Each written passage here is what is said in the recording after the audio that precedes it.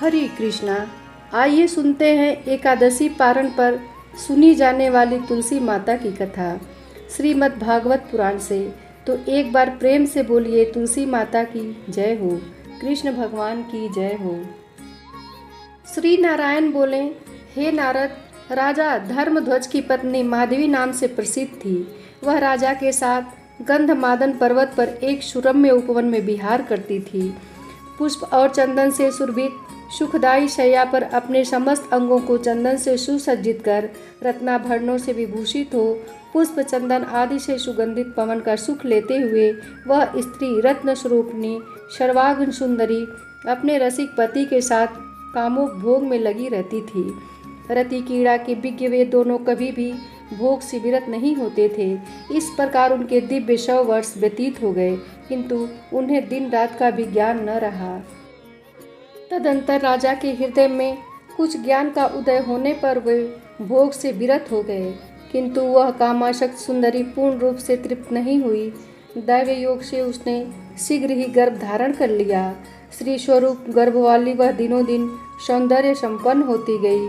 उस साध्वी का गर्भ 100 वर्षों तक रहा। हे नारद, उस माधवी के कार्तिक पूर्णिमा तिथि में शुक्रवार को शुभ दिन, शुभ योग, शुभ क्षण, शुभ लग्न, शुभ अंश तथा शुभ स्वामी ग्रह से युक्त उत्तम मुहूर्त में लक्ष्मी की अंश स्वरूपनी तथा पद्मिनी तुल्य एक मनोहर कन्या को जन्म दिया।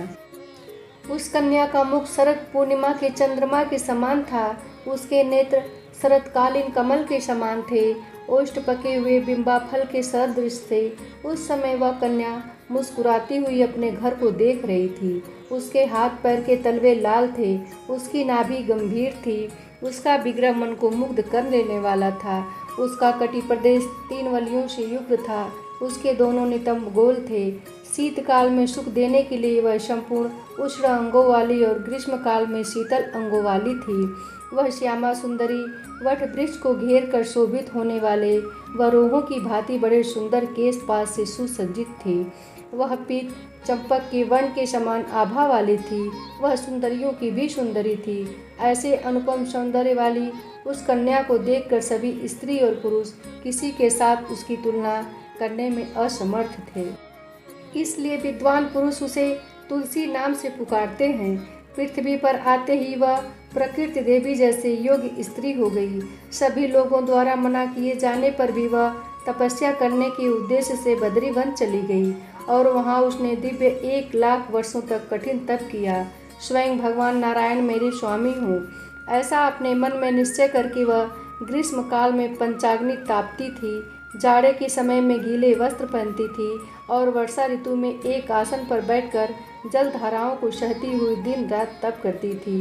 वह तपस्विनी 20,000 वर्षों तक फल और जल के आहार पर, 30,000 वर्षों तक पत्तों के आहार पर और 40,000 वर्षों तक वायु के आहार पर रही। तत्पश्चात वह ग्रीष्मोत्तरी 10,000 वर्षों तक निराहार रही। इस प्रकार उसे निर्लक्ष्य होकर एक पैर पर स्थित रहकर तपस्या करते हुए देखकर ब्रह्मा जी उसे वर प्रदान करने के लिए उत्तम बद्रिकाश्रम आए। हंस पर विराजमान चतुर्मुख ब्रह्मा को देखकर उस तुलसी ने प्रणाम किया। तब जगत की सृष्टि करने वाले तथा संपूर्ण लोगों का विधान करने वाले ब्रह्मा उससे कहने लगे। ब्रह्मा जी बोले, हे तुलसी, हरि की भक्ति, हरि की दास्ता और अजरता अमरता, इनमें से जो भी तुम्हारे मन में हो, अभीष्ट हो, उसे मांग लो। तुलसी बोली, हे तात सुनिए, मेरे मन में जो अभिलाषा है उसे बता रही हूँ, क्योंकि सब कुछ जानने वाले आप ब्रह्मा के समक्ष अपनी बात कहने में मुझे अब लाज ही क्या है। मैं पूर्वजन्म में तुलसी नाम की गोपी थी और गोलोक में निवास करती थी। उस समय मैं भगवान श्री कृष्ण की प्रिया, उनकी अनुचरी, उनकी अंश स्वरूपा तथा उनकी प्रेयसी सखी के रूप में प्रतिष्ठित थी। एक समय मैं भगवान श्री कृष्ण के साथ विहार में अचेत तथा अतृप्त अवस्था में थी। तभी रास की अधिष्ठात्री देवी भगवती राधा ने रास मंडल में आकर मुझे देख लिया। उन्होंने श्री कृष्ण की बहुत भर्त्सना की और कुपित होकर मुझे शाप दे दिया था। तुम मनुष्य योनि प्राप्त करो, यह शाप उन्होंने मुझे दे दिया था। तब उन गोविंद ने मुझसे कहा, भारतवर्ष में जन्म लेकर घोर तपस्या करके तुम ब्रह्मा जी के वरदान से मेरे अंश स्वरूप चतुर्भुज विष्णु को पति रूप में प्राप्त करोगी। इस प्रकार कहकर वे देवेश्वर श्री कृष्ण अंतर्ध्यान हो गए। हे गुरु, देवी राधा के भय से अपना वह शरीर त्याग कर मैंने अब भूमंडल पर जन्म लिया है और सुंदर विग्रह वाले तथा शांत स्वभाव भगवान नारायण जो उस समय मेरे पति थे, उन्हीं को अब भी पति रूप में प्राप्त करने के लिए वर मांग रही हूँ। आप मुझे यह वर दे दीजिए। ब्रह्मदेव बोले, भगवान श्री कृष्ण के अंग से प्रादुर्भूत उन्हीं के अंश स्वरूप तथा परम तेजस्वी सुदामा नामक गोप ने भी इस समय भारतवर्ष में जन्म लिया है। वह राधा के शाप से धनुवंश में उत्पन्न हुआ है और शंखचूड़ नाम से विख्यात है। उसके समान तीनों लोकों में कोई भी नहीं है। पूर्व काल में एक बार गोलोक में तुम्हें देखकर उसके मन में काम भावना उत्पन्न हो गई, किंतु राधिका के प्रभाव के कारण वह तुम्हें नहीं पा सका। वह सुदामा इस समय समुद्र में उत्पन्न हुआ है। भगवान श्री कृष्ण का अंश होने से उसे पूर्व जन्म की सभी बातों का स्मरण है। हे सुंदरी, तुम्हें भी पूर्व जन्म की बातों का स्मरण है, अतः तुम सब कुछ भली भांति जानने वाली हो। हे शोभने, अब इस जन्म में तुम उसी सुदामा की पत्नी बनोगी और बाद में शांत स्वरूप भगवान नारायण का पति रूप में वरण करोगी। दैव योग से उन्हीं भगवान नारायण के शाप से तुम अपनी कला से विश्व को पवित्र करने वाली पावन वृक्ष रूप में प्रतिष्ठित होगी। तुम समस्त पुष्पों में प्रधान मानी जाओगी और भगवान विष्णु के लिए प्राणों से भी अधिक प्रिय रहोगी। तुम्हारे बिना की गई सभी देवताओं की पूजा व्यर्थ समझी जाएगी। वृंदावन में वृक्ष रूप तुम वृंदावनी नाम से विख्यात रहोगी। समस्त गोप और गोपिकाएं तुम्हारे पत्रों से ही भगवान माधव की पूजा करेंगे। तुम मेरे वर के प्रभाव से वृक्षों की अधिष्ठात्री देवी बनकर गोप स्वरूप भगवान श्री कृष्ण के साथ स्वेच्छापूर्वक निरंतर विहार करोगी। हे नारद, ब्रह्मा जी की वह वाणी सुनकर तुलसी मुस्कुराने लगी और उनका चित्त प्रफुल्लित हो गया। उसने ब्रह्मा जी को प्रणाम किया और फिर वह उनसे कुछ कहने लगी। तुलसी बोली, हे तात, मैं यह सत्य कह रही हूँ कि दो भुजाओं वाले श्याम सुंदर श्री कृष्ण के प्रति जैसे मेरी रुचि है, वैसी चार भुजाओं वाले श्री विष्णु के लिए नहीं है। क्योंकि मैं दैव योग से श्रृंगार भंग होने के कारण गोविंद से अभी भी अतृप्ति हूँ, तो मैं उन गोविंद की आज्ञा मात्र से ही चतुर्भुज श्री हरि के लिए प्रार्थना कर रही हूँ। अब तो मैं आपकी कृपा से उन अत्यंत दुर्लभ गोविंद को निश्चित रूप से प्राप्त कर लूँगी। हे प्रभु, साथ ही आप मुझे राजा के भय से मुक्त कर दीजिए। ब्रह्मदेव बोले, हे शुभगे, मैं तुम्हें भगवती राधिका का 16 अक्षरों वाला मंत्र प्रदान करता हूँ। तुम्हें इस ग्रहण कर लो। तुम मेरे वर के प्रभाव से उन राधा के लिए प्राण तुल्य हो जाओगी। तुम दोनों श्री कृष्ण और तुलसी के गुप्त प्रेम को राधिका नहीं जान पाएंगी। राधा के समान ही तुम गोविंद की प्रेसी हो जाओगी। हे मुने, ऐसा कहकर जगत की रचना करने वाले ब्रह्मा ने देवी तुलसी को भगवती राधा के 16 अक्षर मंत्र स्तोत्र, उत्तम कवच, समस्त पूजा विधान और पुरस्कार विधि के क्रम बता करके उसे उत्तम शुभाशीर्वाद प्रदान किया। तत्पश्चात तुलसी ने पूर्वोक्त विधि से भगवती राधा का पूजन किया और उनकी कृपा से यह देवी तुलसी भगवती लक्ष्मी के समान सिद्ध हो गई। ब्रह्मा जी ने जैसा कहा था, उस मंत्र के प्रभाव से ठीक वैसा ही वर तुलसी को प्राप्त हो गया। उसने विश्व में दुर्लभ महान सुखों का भोग किया। मन प्रसन्न हो जाने के कारण उस देवी के तपस्या जनित सभी कष्ट दूर हो गए, क्योंकि फल की प्राप्ति हो जाने के बाद मनुष्यों का दुख उत्तम सुख में परिणित हो जाता है। तदंतर भोजन पान आदि करके तथा संतुष्ट होकर उस तुलसी ने पुष्प चंदन से चर्चित मनोहर शैया पर शयन किया। श्री नारायण बोले, हे नारद, एक समय की बात है, वृषध्वज की नव यौवन संपन्न कन्या तुलसी अत्यंत संतुष्ट तथा प्रसन्न चित्त होकर शयन कर रही थी। उसी समय कामदेव ने उस पर अपने 5 बाण चला दिए। पुष्प तथा चंदन से अनुलिप्त अंगों वाली वह कन्या कामदेव के पुष्प बाण से परितप्त हो गई। उसका सारा अंग पुलकित हो उठा। उसके शरीर में कंपकपी होने लगी और उसकी आंखें लाल हो गईं। वह क्षण भर में सूख जाती थी और दूसरे क्षण में मूर्छित हो जाती थी। पुनः क्षण भर में उद्विग्न हो उठती थी और फिर क्षण भर में सुखदायक तंद्रा से युक्त हो जाती थी। वह क्षण भर में उत्तप्त हो जाती थी और फिर तुरंत प्रसन्न हो जाती थी। क्षण भर में सचेत हो जाती थी और क्षण भर में विषादग्रस्त हो जाती थी। वह कभी शैया से उठती हुई, कभी क्षण भर में पास में ही टहलती हुई, क्षण भर में उद्वेगपूर्वक घूमती हुई और क्षण भर में बैठती हुई दिखाई पड़ती थी और फिर क्षण भर में ही अत्यंत उद्विग्न होकर अपनी शैया पर पुनः सो जाती थी। पुष्प तथा चंदन से सुसज्जित शैया उसे कांटों जैसी लगने लगी। दिव्य सुख और सुंदर फल तथा जल उसके लिए विषतुल्य हो गए। उसे अपना भव्य भवन बिल के समान, शरीर के कोमल वस्त्र अग्नि के समान और मस्तक का सिंदूर दुखदायी व्रण के समान लगने लगा। थोड़ी देर में तंद्रा की अवस्था में उस साध्वी तुलसी ने सुंदर वेश धारण किए हुए अपने पास अंगों में चंदन लगाए हुए तथा रत्नमय आभूषणों से अलंकृत एक सुंदर युवा अवस्था वाले मुस्कान युक्त तथा परम रसिक पुरुष को देखा। माला से सुशोभित वह युवक उसके मुख कमल का पान करने के लिए उसकी ओर आ रहा था। वह निरंतर रति क्रीड़ा संबंधी कथाएं कर रहा था और मधुर मधुर बोल रहा था तथा सहसा अपनी भुजाओं में आलिंगित करके शैया पर विहार कर रहा था। कुछ ही क्षणों में वह चला गया और फिर पास आ गया। इसके बाद पुनः जाते हुए उस युवक ने तुलसी से कहा, हे प्राणनाथ, आप कहाँ जा रहे हैं? बैठ जाइए। तत्पश्चात जाग जाने पर वह तुलसी बार बार विलाप करने लगी। हे नारद, इस प्रकार युवावस्था को प्राप्त कर वह तुलसी वहीं पर स्थित रही। शंखचूड़ जैगिष्य मुनि ने श्री कृष्ण का मनोहर मंत्र प्राप्त करके और उस मंत्र को पुष्कर क्षेत्र में सिद्ध करके महान योगी हो गया था। सभी मंगलों का भी करने वाले उस कवच को गले में बांध कर और ब्रह्मा जी से जो तुम्हारे मन में अभिलषित हो वह पूर्ण हो जाए, ऐसा वर प्राप्त कर वह शंखचूड़ भी ब्रह्मा की आज्ञा से बदरी बन आ गया। हे मुने, तुलसी ने आते हुए शंखचूड़ को देख लिया। वह नव यौवन से संपन्न था। उसकी कांति कामदेव के समान थी। उसका वर्ण श्वेत चंपा की आभा के समान था। वह रत्नमय आभूषणों से सुशोभित था। उसका मुखमंडल शरद पूर्णिमा के चंद्रमा के समान था। उसके नेत्र शरतकालीन कमल सदृश थे। वह अमूल्य रत्नों से निर्मित विमान पर विराजमान था। वह अत्यंत मनोहर था। 2 रत्नमय कुंडलों से उसका गंडक स्थल शोभायमान था। उसने परिजात पुष्पों की माला धारण कर रखी थी। उसका मुखमंडल मुस्कान से भरा हुआ था और उसका सर्वांग कस्तूरी कुमकुम से युक्त तथा सुगंधित चंदन से अनुलिप्त था।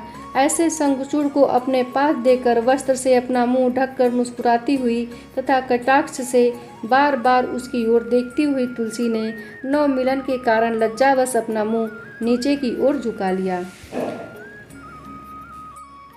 उसका चंद्र सदृश मुख शरद पूर्णिमा के चंद्रमा को भी लज्जित कर रहा था। बहुमूल्य रत्नों से निर्मित नुपुरों की पंक्ति से वह सुशोभित हो रही थी।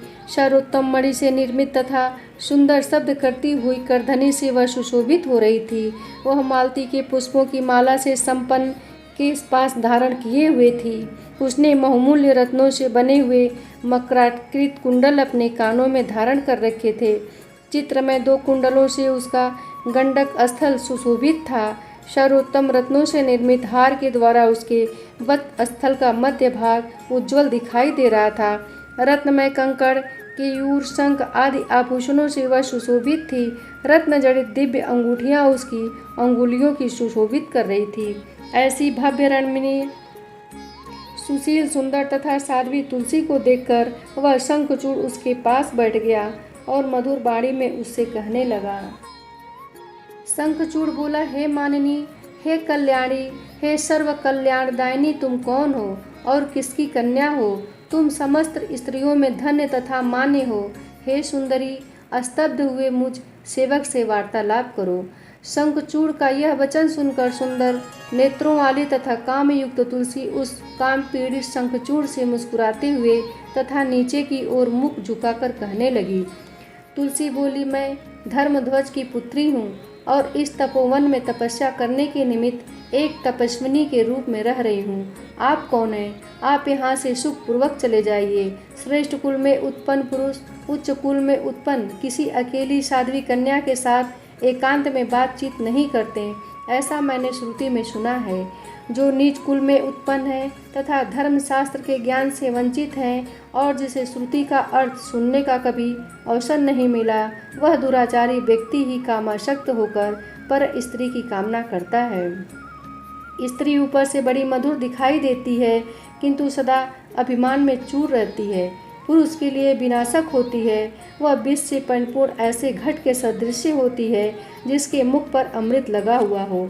स्त्री का हृदय छुरे की धार के समान तीक्ष्ण होता है, किंतु ऊपर से वह सदा मधुर बातें करती है।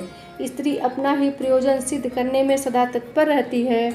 अपने कार्य की सिद्धि के लिए ही वह स्वामी के वश में रहती है, अन्यथा वह सदा वश में न रहने वाली है। स्त्री का हृदय अत्यंत दूषित रहता है और उसके मुखमंडल का नेत्रों से सदा प्रसन्नता झलकती रहती है। श्रुतियों तथा पुराणों में जिन स्त्रियों का चरित्र अत्यंत दूषित बताया गया है, बुरे विचार वाले व्यक्ति को छोड़कर ऐसा कौन विद्वान तथा बुद्धिमान होगा जो उन पर विश्वास कर सकता है।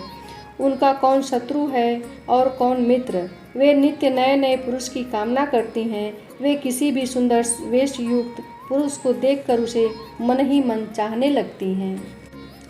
वे बाहर से अपना हित साधने के लिए अपने सतीत्व का प्रयत्न पूर्वक प्रदर्शन करती हैं, किंतु वास्तव में सदा कामातुर रहती हैं। मन को आकृष्ट करने वाली वे स्त्रियां कामदेव का आधार स्तंभ होती हैं। स्त्री बाहर से छल पूर्वक अपने को वासना वृत्ति से रहित दिखाती हुई अपने प्रेमी को संतप्त करती हैं, किंतु मन में समागम की अभिलाषा रखती हैं। वह बाहर से अत्यंत लज्जित दिखती हैं, किंतु एकांत में अपने प्रेमी के साथ हास परिहास करती हैं। रति का संयोग न मिलने पर माननीय स्त्री कुपित हो जाती है और कलह करने लगती है। यथेष्ट संभोग से स्त्री प्रसन्न रहती है और स्वल्प संभोग से दुखी हो जाती है। स्त्री स्वादिष्ट भोजन और शीतल जल की अपेक्षा सुंदर रसिक गुणी तथा विवक पति की ही आकांक्षा अपने मन में रखती है। स्त्री अपने पुत्र से भी अधिक स्नेह रसिक पुरुष पर रखती है। वह संभोग में कुशल प्रेमी को अपने प्राणों से भी अधिक प्रिय समझती है। स्त्री वृद्ध तथा संभोग करने में अक्षम पुरुष को शत्रु के समान समझती है और वह अत्यंत कुपित होकर उस पुरुष के साथ सदा कलह करती रहती है। जिस प्रकार सर्प चूहे पर झपटता है, उसी प्रकार स्त्री वैसे पुरुष को बात बात पर खाने दौड़ती है।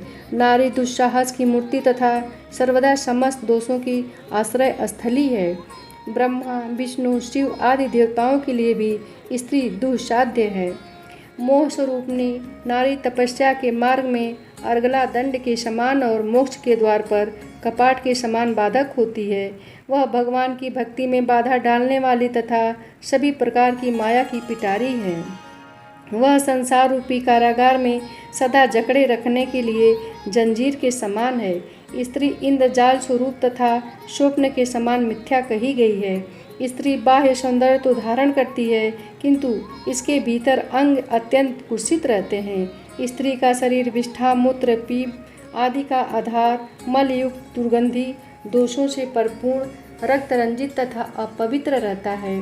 पूर्व समय में ब्रह्मा ने स्त्री का सृजन मायावी पुरुषों के लिए माया स्वरूपणी के रूप में, मुमुक्षु जनों के लिए विष स्वरूपणी के रूप में तथा उसकी कामना करने वालों के लिए अदृश्य रूपणी के रूप में किया था।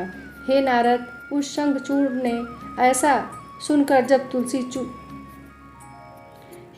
उस शंखचूड़ से ऐसा कहकर जब तुलसी चुप हो गई, तब उसने हंसकर कहना आरंभ किया। शंखचूड़ बोला, हे देवी, तुमने जो कुछ कहा वह सब असत्य नहीं है, किंतु अब मुझसे भी कुछ सत्य तथा कुछ असत्य के विषय में सुन लीजिए। विधाता ने सबको मोहित करने वाला नारी रूप वास्तविक और अवास्तविक दो प्रकार से रचा है। वास्तविक रूप प्रशंसनीय और दूसरा रूप निंदनीय है। लक्ष्मी, सरस्वती, दुर्गा, सावित्री, राधा आदि आद्या शक्तियाँ सृष्टि की सूत्र रूपा हैं। इन्हीं से सृष्टि का प्रारंभ हुआ है। इन देवियों के अंश से प्रकट स्त्री रूप वास्तविक कहा गया है। वह श्रेष्ठ यशोरूप तथा समस्त मंगलों का कारण है। शतरूपा, देवहूति, स्वधा, स्वाहा, दक्षिणा, छायावती, रोहिणी, वरुणानी, सची, कुबेर की पत्नी अदिति, दीति, लोपामुद्रा, अनुसूया, कोटभी, तुलसी, अहल्या, अरुंधति, मेना, तारा, मंदोदरी, दमयंती, वेदवती, गंगा, मनसा, पुष्टि, तुष्टि, स्मृति, मेघा, कालिका, वसुंधरा, खष्टी, मंगलचंडी, धर्मपत्नी, मूर्ति, स्वाति, श्रद्धा, शांति, कांति, शांति, निद्रा, तंद्रा, क्षुधा, पिपाशा, संध्या, दिवा, रात्रि, संपत्ति, घृति, कृति, क्रिया, शोभा, प्रभा और शिवा।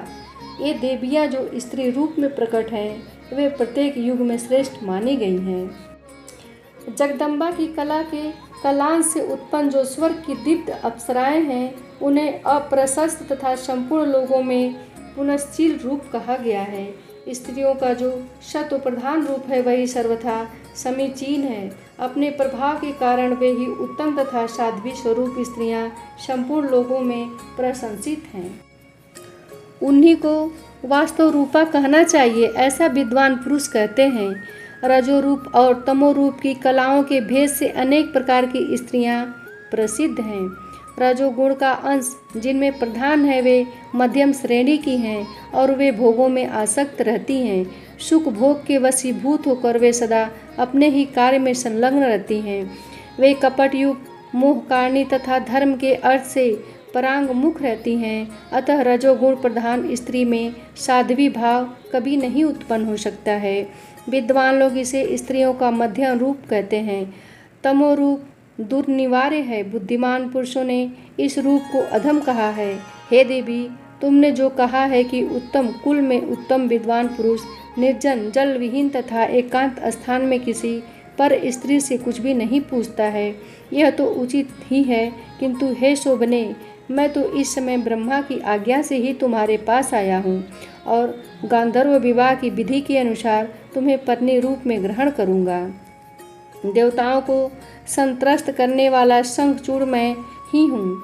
मैं धनुवंश में उत्पन्न हुआ हूँ। विशेष बात यह है कि पूर्व जन्म में मैं श्री हरि के साथ उनके पार्षद रूप में रहने वाले 8 गोपों में सुदामा नामक एक गोप था। देवी राधिका के शाप से इस समय मैं दानवेंद्र बन गया हूँ। कृष्ण के मंत्र के प्रभाव के कारण मैं पूर्व जन्म की सभी बातें जानता हूँ। तुम्हें भी अपने पूर्व जन्म की बातों का स्मरण होगा कि तुम उस समय तुलसी थी और श्री हरि ने तुम्हारे साथ विहार किया था और वही तुम राधिका के कोप के कारण भारत भूमि पर उत्पन्न हुई हो। उस समय तुम्हारे साथ रमण करने के लिए बहुत लालायित था, किंतु राधिका के भय के कारण ऐसा नहीं हुआ। हे महामुने, इस प्रकार कहकर जब वह शंखचूड़ चुप हो गया तब प्रसन्नता से युक्त तुलसी ने हंसते हुए कहना आरंभ किया। तुलसी बोली, इस प्रकार के विज्ञ पुरुष ही विश्व में सदा प्रशंसित होते हैं।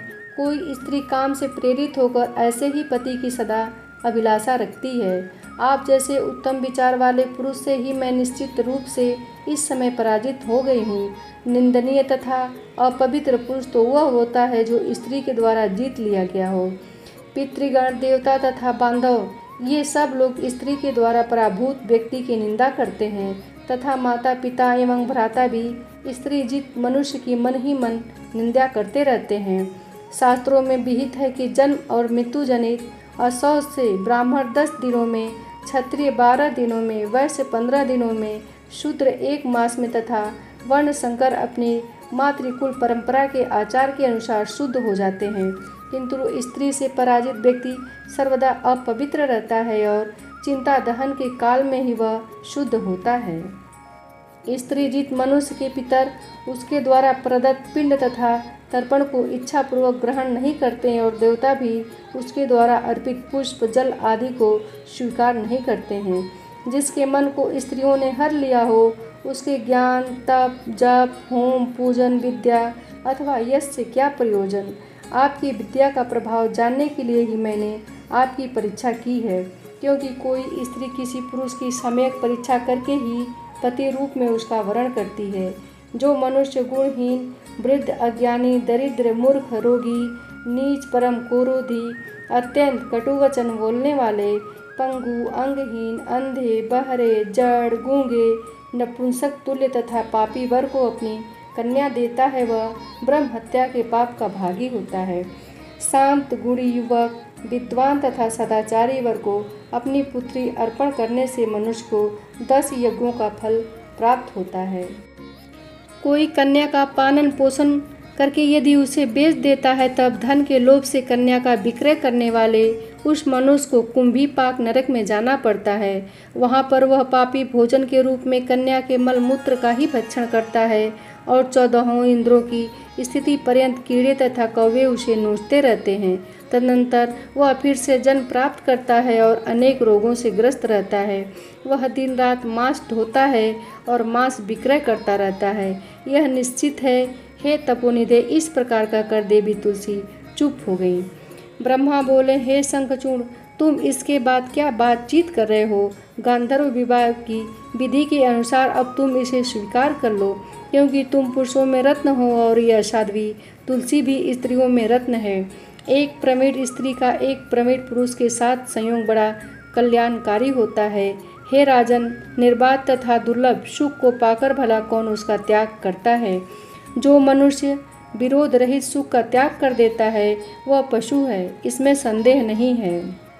इसके बाद ब्रह्मा जी ने तुलसी से कहा, हे सती, तुम ऐसे गुणी और समस्त देवताओं, असुरों तथा दानवों का दमन करने वाले पति की क्या परीक्षा ले रही हो? जिस प्रकार विष्णु के पास लक्ष्मी, श्री कृष्ण के पास राधिका, मुझ ब्रह्मा के पास सावित्री, भगवान शिव के पास भवानी, भगवान वराह के पास धरा, यज्ञ के पास दक्षिणा, अत्रि के पास अनुसूया, नल के पास दमयंती, चंद्रमा के पास रोहिणी, कामदेव के पास साध्वी रति, कश्यप के पास अदिति, वशिष्ठ के पास अरुंधति, गौतम के पास अहिल्या, कर्दम के पास देवहूति, बृहस्पति के पास तारा, मनु के पास शत्रुपा, यज्ञ के पास दक्षिणा, अग्नि के पास स्वाहा, इंद्र के पास शची, गणेश के पास पुष्टि, स्कंद के पास देवसेना और धर्म के पास साध्वी मूर्ति पत्नी रूप से प्रतिष्ठित हैं। उसी प्रकार तुम भी शंखचूड़ की सौभाग्यवती प्रिया बन जाओ और हे सुंदरी, अपने इस सुंदर प्रियतम के साथ विभिन्न स्थानों पर अपनी इच्छा अनुसार निरंतर विहार करो। अंत में तुम गोलोक में पुनः भगवान श्री कृष्ण को तथा वैकुंठ में चतुर्भुज श्री विष्णु को प्राप्त करोगी।